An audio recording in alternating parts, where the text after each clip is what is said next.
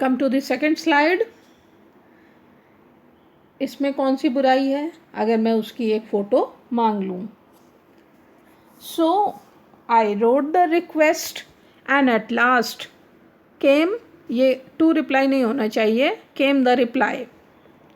Alice said simply that she had no pictures just then, but that she might send me one someday. She added that an average American girl was more chic than she. I thought that ये कुछ गलत लिखा है,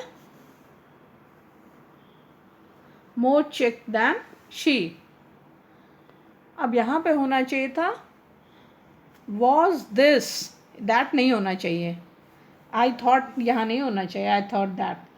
ये तीनों ही शब्द यहाँ नहीं हैं, I नहीं, thought नहीं, that नहीं।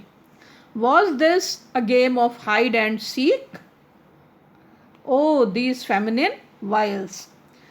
तो अगर उसकी फ़ोटो मांग लूँ तो कोई नुकसान नहीं है। सो अतः आई रोट द रिक्वेस्ट, मैंने इस रिक्वेस्ट को लिख दिया।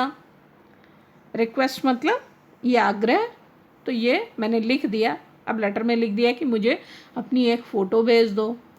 एंड एट लास्ट, और आखिरकार, एट लास्ट यानी अंत में, तो आखिर में केम द रिप्लाई, जवाब भी आया, उसका प्रत्युत्तर भी आ गया।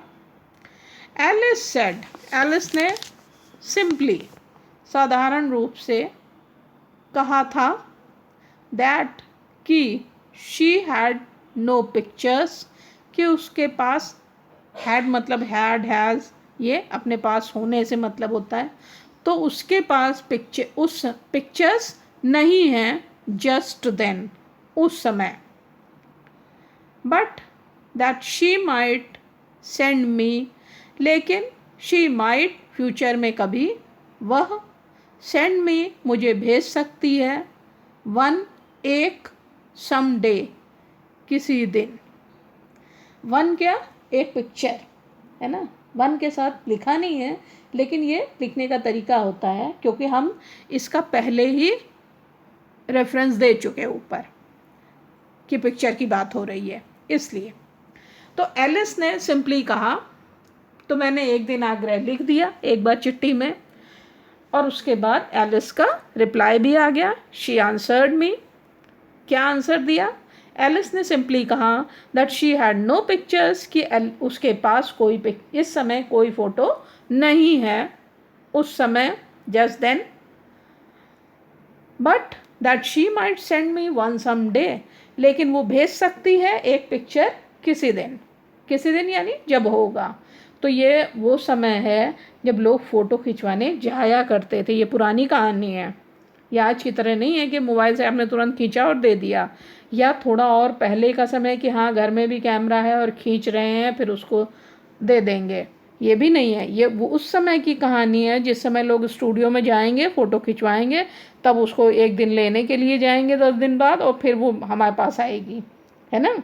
तो it was an expensive work and it was a time consuming work. उस समय ये समय लेने वाला भी कार्य था। तो इसलिए उसने एक सिंपल, एक साधारण सी बात कही एलिस ने कि मेरे पास इस समय कोई फ़ोटो है नहीं, जब होगी तो देंगे। उसी के साथ शी एडेड दैट, उसी में उसने आगे ये बात कही एलिस ने, an average American girl was more चिक दैन शी, एक एवरेज, एक औसत अमेरिकन लड़की मुझसे कहीं ज़्यादा चिक है, यानी मुझसे कहीं ज़्यादा स्मार्ट है, स्टाइलिश है, एलिगेंट है। चिक ये जो है, ये एक जैसे पेन पॉल में, पॉल शब्द जो है वो एक आम बोलचाल की भाषा का शब्द है। वहाँ पे हर समय कोई फ्रेंड नहीं बोलता है, पॉल बोलते हैं, बड़ी बोलते हैं। तो उसी तरह यहाँ पे चिक शब्द भी है। हर कोई यहाँ हर स्टाइलिश हुआ तो उसकी ये सब कहने की बजाय बोलते हैं चिक। चिक मतलब बस एक यूँ ही। तो जैसे यहाँ पे भी है अमेरिका, तो उसी ने एलिस ने साथ साथ लेटर में ये भी एक शब्द ऐड कर दिया था, कुछ शब्दों को, कि एक औसत अमेरिकन लड़की भी उससे कहीं ज़्यादा, दैन लिखा हुआ है, दैन शी, कहीं ज़्यादा चिक है दैन शी, कंपैरिजन के लिए वर्ड दैन और फिर उसके बाद उससे, तो उससे कहीं ज़्यादा चिक है। अब बताओ कि इसने क्यों लिखा होगा, क्यों लिखा होगा बताओ? क्योंकि उसने, एलिस ने ये समझ लिया लेखक के फ़ोटो मांगने से ही कि लेखक के मन में क्या है, और इसलिए उसने उसका जवाब भी दे दिया है, लेकिन डायरेक्ट जवाब नहीं है, ये इनडायरेक्ट जवाब है कि मैं भी सुंदर हूँ, मैं भी, लेकिन एक जैसी अमेरिकन लड़की होती है वैसे नहीं, उससे थोड़ा कम हूँ, इतना इसने बता दिया। आई थॉट, नहीं, this game of hide and seek, लेखक कह रहा है क्या ये कोई लुका छिपी का खेल है जिसको कहते हैं आई स्पाइस, है ना? तो वो आई स्पाइस नहीं, आई स्पाई है। उसी तरह यहाँ पर भी है कि क्या ये कोई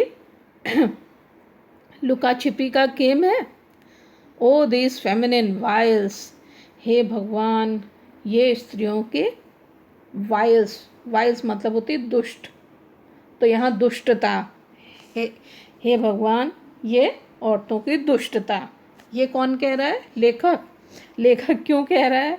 क्योंकि औरतें नखड़े करती हैं जैसे, तो यहाँ पे उनको कह रहा है लड़कियों के लिए कि हे भगवान ये लड़कियों के नखड़े, इस तरह से उसने ये शब्द में इसमें कहा है। ये कोई सेंटेंस सही नहीं है, लेकिन बस इसको ऐसे ही समझो। ईयर्स रोल्ड बाय, अब मतलब लेटर दे रहे हैं, लेटर ले आ रहा है, पर एलिस के बारे में कुछ पता भी नहीं चल रहा है, पर ये अपना लिख रहे होंगे कि अब मैंने फर्स्ट ईयर पास कर लिया, मैंने सेकंड ईयर पास कर लिया, इतने नंबर आए मेरे, मैं यहाँ रहता हूँ, ये सब चीज़ें ये यहाँ से लिख लिख के भेज रहे हैं। उधर से एलिस भी भेज रही है, लेकिन फ़ोटो नहीं भेजा उसने। ईयर्स रोल्ड बाय, साल रोल होते गए मतलब साल बीतते गए। My correspondence with Alice became less exciting, more irregular, but not extinct. I kept sending get well messages whenever she fell ill, Christmas cards, and in my own humble way, random gifts. Meanwhile, I became a man of the world, grew older, got a job, a wife, and children. I showed Alice's letters to my wife. साल बीतते गए, मेरा Alice के साथ correspondence, मेरा Alice के साथ बातचीत। अब देखो करस्पॉन्डेंस जो है वो किसी के साथ होता है, बातचीत किसी के साथ होती है, तो कॉन्वर्सेशन विथ, करस्पॉन्डेंस विथ, ठीक है, तो इसलिए इसमें विथ आएगा। तो मेरा करस्पॉन्डेंस एलिस के साथ बिकेम लेस एक्साइटिंग, अब उसमें कोई उतना मज़ा नहीं रह गया, एक्साइटिंग नहीं था। ये एग्जिटिंग वर्ड लिखा है बट इट इज़ एक्साइटिंग, ये स्पेलिंग गलत है। मोर इर्रेगुलर, अब बिल्कुल इर्रेगुलर हो गया था। इर्रेगुलर यानी अब वो निरंतर नहीं था। लेटर आया है, महीने भर बाद हमने लिखा, 2 महीने बाद जब याद आया तब, इस तरह से लेटर हो गया। बट नॉट एक्सटिंक्ट, लेकिन एक्सटिंक्ट नहीं हुआ था, गायब नहीं हुआ था।